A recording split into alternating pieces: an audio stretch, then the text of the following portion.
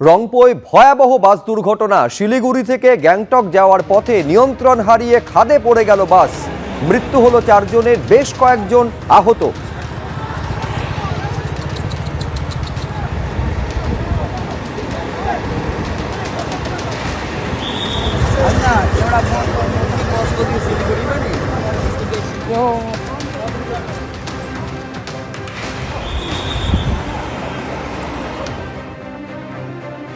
পশ্চিম মেদিনীপুরের কেশিয়ারিতে ফের হাতির হানা।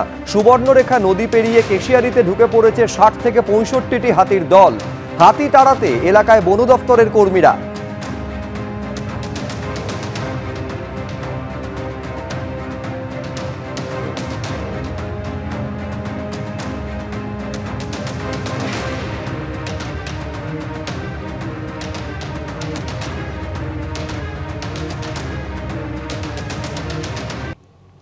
পঙ্কজ দত্তর প্রয়াণে সোশ্যাল মিডিয়ায় প্রতিক্রিয়া জানিয়েছেন কুণাল ঘোষ, যেখানে তিনি লিখছেন, বিতর্কের আসরে ওর সঙ্গে ইস্যুভিত্তিক মতপার্থক্য হতো, কিন্তু তার বাইরে তিনি আমাকে স্নেহ করতেন। বহুজনের মুখে শুনেছি উনি আমার প্রশংসা করেছেন, কথাও হতো মাঝে মধ্যে। তার প্রয়াণে আন্তরিক শোক জ্ঞাপন করছি।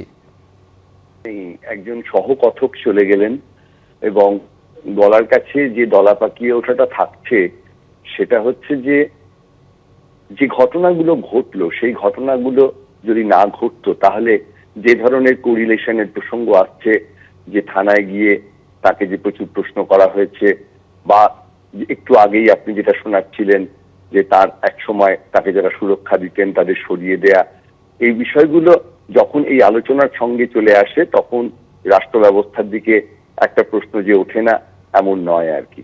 এবং মূল কথা হচ্ছে যে গণতন্ত্রের মূল জায়গাটা হচ্ছে বিরোধী পক্ষের কথা, গণতন্ত্রের মূল জায়গাটা হচ্ছে প্রতিবাদী স্বর। এবার সেই জায়গায় আমরা সকলেই একটা সীমাবদ্ধতার মধ্যে থাকি। এই সমাজ সংসারে রাষ্ট্রযন্ত্রের বিরুদ্ধে কথা বলতে গেলে সাধারণত আমরা সাবধানে থাকি, আমরা বোঝার চেষ্টা করি রাষ্ট্রযন্ত্র কিভাবে প্রতিক্রিয়া দেবেন, কিন্তু পঙ্কজদা যখন কথা বলতেন সম্ভবত তিনি সেটা মাথায় রাখতেন না। ফলে তার যে কথাগুলো, সেই কথাগুলো সমাজের যে ছবিটা, আজকের দিনের যে বাস্তব পরিস্থিতিটা, সেই পরিস্থিতিটাকে অনেক সোজাভাবে, অনেক সহজভাবে, অনেক স্বচ্ছভাবে মানুষের সামনে তুলে ধরতো। ফলে বারবার করে এই কথা বলতে হবে যে একজন মানুষ চলে গেলেন যার কথাগুলো আমরা আগামী দিনে আর শুনতে পাবো না, এবং সেক্ষেত্রে সমসাময়িক সমাজের যে প্রতিবাদের কথা, যে কথাগুলো হয়তো আমাদের জোরে বলার সাহস নেই, সেই কথা বলার মতন একজন লোককে আমরা হারিয়ে ফেললাম। এবং বারবার এই কথাটা বলতে হবে যে গণতান্ত্রিক যে স্বর পশ্চিমবঙ্গের মানুষের, গণতান্ত্রিক যে স্বর ভারতবর্ষের মানুষের, এবং গোটা বিশ্বজুড়ে বাঙালির যে গণতান্ত্রিক স্বর, যে প্রগতিশীল বক্তব্য, যে উদারবাদী ভাবনা, এবং এই জায়গাগুলোয় সরাসরি কথা বলার যে প্রস্তুতি, এই প্রস্তুতি আমাদের আরো নিতে হবে।